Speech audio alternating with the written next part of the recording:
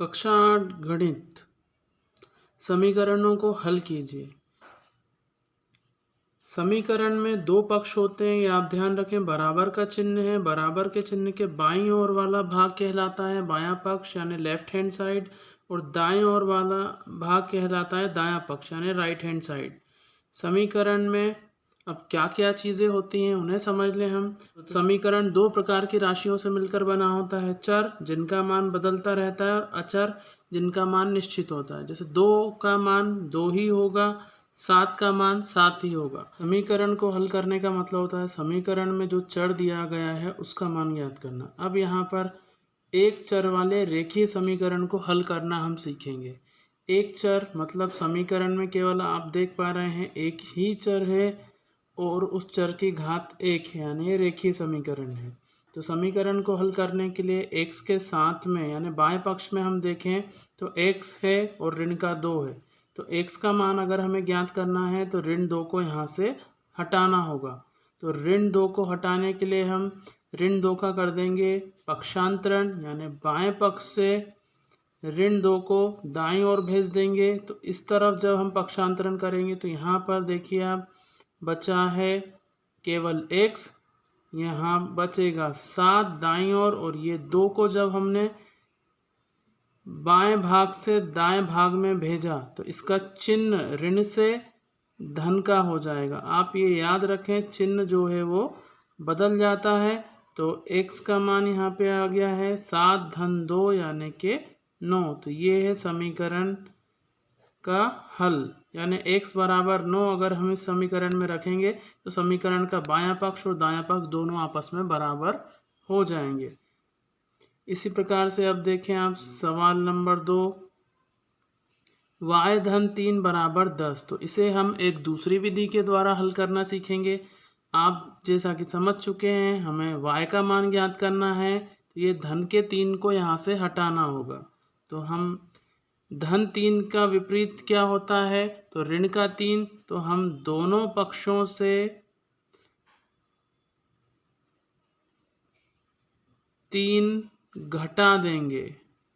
तो समीकरण के दोनों पक्षों में से हम 3 को घटा देंगे। तो ये देखिए y धन 3 हमने लिखा। अब जैसा हमने लिखा है यहाँ धन 3 का विपरीत लिया है तो ऋण 3 बराबर 10 और ये ऋण 3। यहाँ पे धन 3 और ऋण 3 विपरीत चिन्ह है, बराबर हैं, इसलिए 0 हो जाएगा। तो यहाँ बचा y बराबर 10 में से 3 घटाया तो बचा 7। ये दूसरा तरीका था हमारा। समीकरण का हल है y बराबर 7।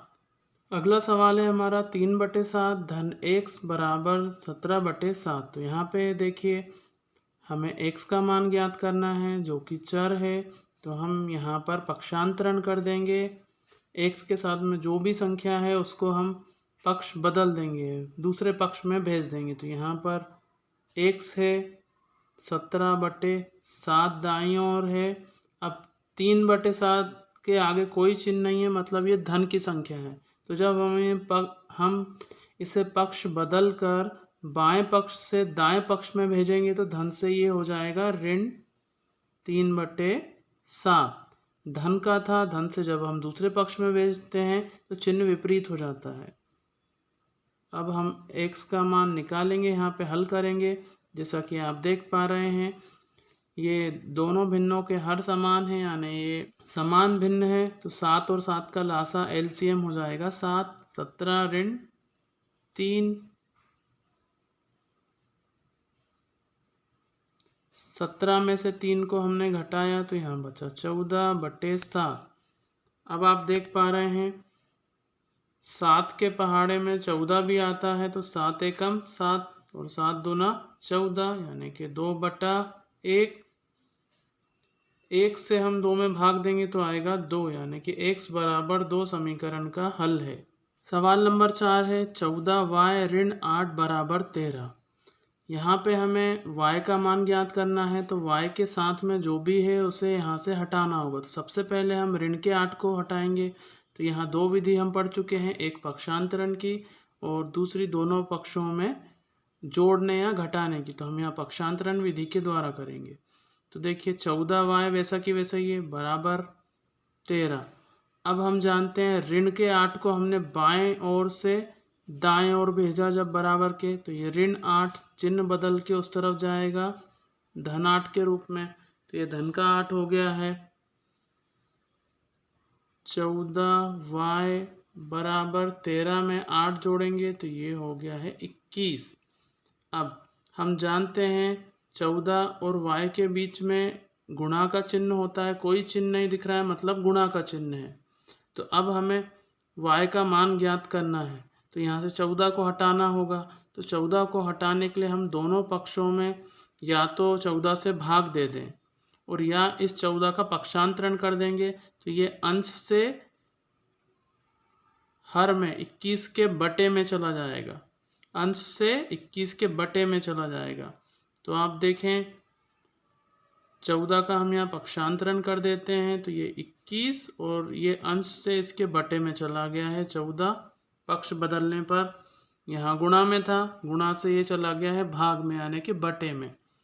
अब क्या कोई सा ऐसा पहाड़ा है जिसमें 14 और 21 दोनों आ रहे हों? तो जी हाँ, 7 दूना 14, 7 तिया 21। तो यहाँ पर y का मान आया है 3/2 जो समीकरण का हल है। अगला सवाल है x/3 धन 1 बराबर 7/15 है। समीकरण दिया हुआ है, बायां पक्ष और ये बराबर के चिन्ह के दाईं ओर वाला दायां पक्ष है। तो हम देख पा रहे हैं x का मान निकालना है, तो सबसे पहले धन 1 को हमें यहाँ से पक्षांतरण करके या हटाना होगा।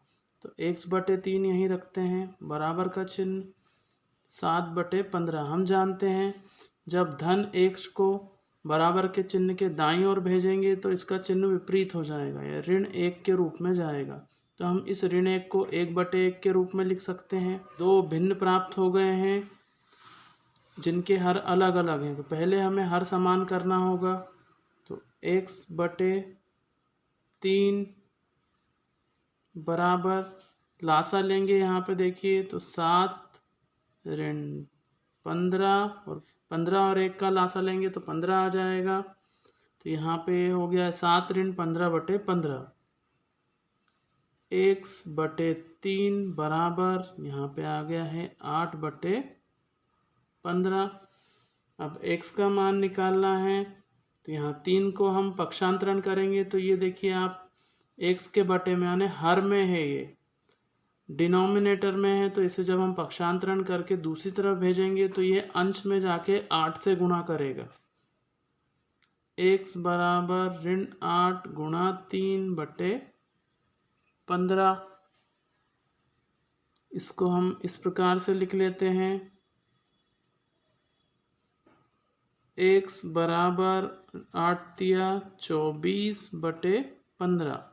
अब आप देख पा रहे हैं ऐसा कोई पहाड़ा है जिसमें 15 और 24 दोनों आ रहे हों? तो जी हाँ, 3 के पहाड़े में 3 8 24, 3 पंजे 15, तो ऋण 8/5 ये है x का मान यानी कि समीकरण का हल। मुझे उम्मीद है विद्यार्थियों अब आप आसानी से समीकरण को हल करके उनके मान निकाल पाएंगे। अगर आपको ये वीडियो पसंद आया है, सवाल समझ में आए हैं, तो वीडियो को ज़रूर से लाइक, शेयर और सब्सक्राइब करें। वीडियो देखने के लिए आप सभी का धन्यवाद।